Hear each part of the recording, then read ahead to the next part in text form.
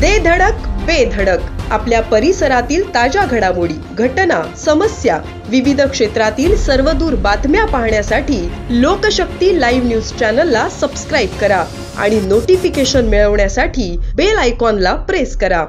नवी मुंबईच्या वाशी रेल्वे स्थानकात सोमवार दिनांक 5 फेब्रुवारी रोजी दुपारी 2:30च्या सुमारास रेल्वे रूळ ओलांडण्याचा प्रयत्न करणारा प्रवासी रेल्वेच्या धडकेनं फलाट आणि रुळामधील अंतरात अडकून पडला।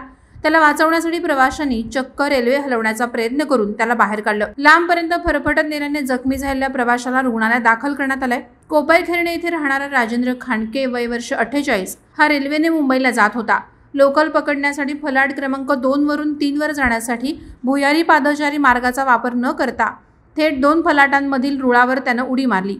नेमकी त्याच वेळी पनवेलकडे जाणारी लोकलची त्याला धडक बसली।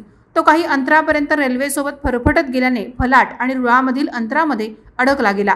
त्याला बाहेर काढण्यासाठी धावलेल्या प्रवाशांनी रेल्वेला हलवण्याचा प्रयत्न केला।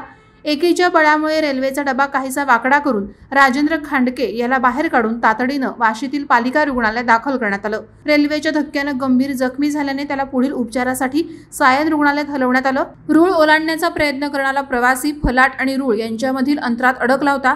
यावेळी रेल्वे पुढे मागे करणं शक्य नव्हतं। अनेक प्रयत्नांनंतर रेल्वेखाली अडकलेल्या प्रवाशाला बाहेर काढून रुग्णालयात दाखल करण्यात आलं। लोकशक्ती लाईव्हसाठी न्यूज ब्युरो, नवी मुंबई।